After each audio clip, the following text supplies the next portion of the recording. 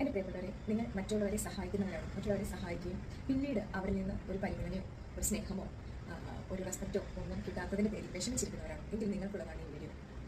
എൻ്റെ പ്രിയപ്പെട്ടവരെ, പലരും പല സാഹചര്യത്തിൽ പെട്ടുപോകുമ്പോഴാണ് ഒരു സഹായം ആവശ്യമായി വരുന്നത്. ആ സഹായം ആവശ്യമായി വരുന്ന സമയത്ത് നമ്മൾ അവരെ കണ്ടറിഞ്ഞ് സഹായിക്കുക, അല്ലെങ്കിൽ നമ്മുടെ മുന്നിലേക്ക് ഒരാൾ വന്നു കഴിഞ്ഞാൽ സഹായം ചോദിച്ചാൽ എനിക്കത് ചെയ്യാൻ കഴിയുമെങ്കിൽ 100% എനിക്ക് ആ സഹായം ചെയ്യാൻ കഴിയുന്ന ഒരു സാഹചര്യത്തിലാണ് ഞാൻ നിൽക്കുന്നതെങ്കിൽ ഞാൻ തീർച്ചയായിട്ടും എനിക്കത് ചെയ്തു കൊടുക്കാനുള്ള ഉത്തരവാദിത്തം എനിക്കുണ്ട്. പരസ്പരം സപ്പോർട്ട് ചെയ്യലാണ് മനുഷ്യത്വം എന്ന് പറയുന്നത്, അല്ലെങ്കിൽ ഒരു ദൈവികത എന്ന് പറയുന്നത് പരസ്പരം സപ്പോർട്ട് ചെയ്യലാണ്. പിന്നെ നമ്മളൊരു വ്യക്തിക്ക് ഒരു സഹായം ചെയ്തു കഴിഞ്ഞാൽ നമ്മൾ അവരിൽ നിന്നൊന്നും പ്രതീക്ഷിക്കരുത്.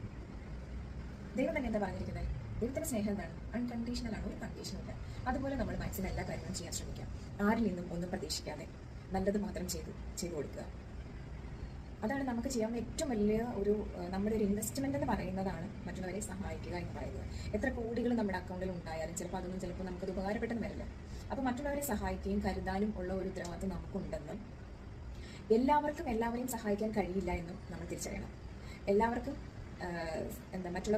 മറ്റുള്ളവരെ സഹായിക്കുക എന്ന് പറയുന്ന ആ ഒരു പവർ ദൈവം എല്ലാവർക്കും കൊടുക്കില്ല.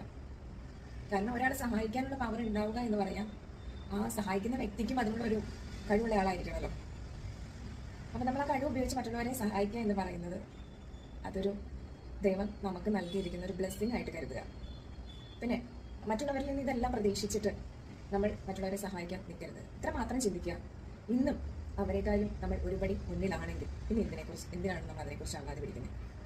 എൻ്റെ ചുറ്റുമുള്ള ഒരുപാട് ആളുകൾ ഞാൻ ഇങ്ങനെ പറയണ കേട്ടത്, ഞാൻ അവരെ ആ സാമ്പത്തിക ഘട്ടത്തിൽ സഹായിച്ചു, എന്നിട്ട് അവരെന്നോട് ഇങ്ങനെ ചെയ്തു അങ്ങനെ ചെയ്തു എന്നൊക്കെ. ദൈവത്തെ ഓർത്ത് ഇനിയെങ്കിലും ഈ ചിന്താഗതിയിൽ നിന്നൊക്കെ ഒന്ന് മാറി ചിന്തിക്കും. വീഡിയോ ഇഷ്ടപ്പെട്ടു കഴിഞ്ഞാൽ ലൈക്ക് ചെയ്യുക, ഷെയർ ചെയ്യുക, കമന്റ് ചെയ്യുക.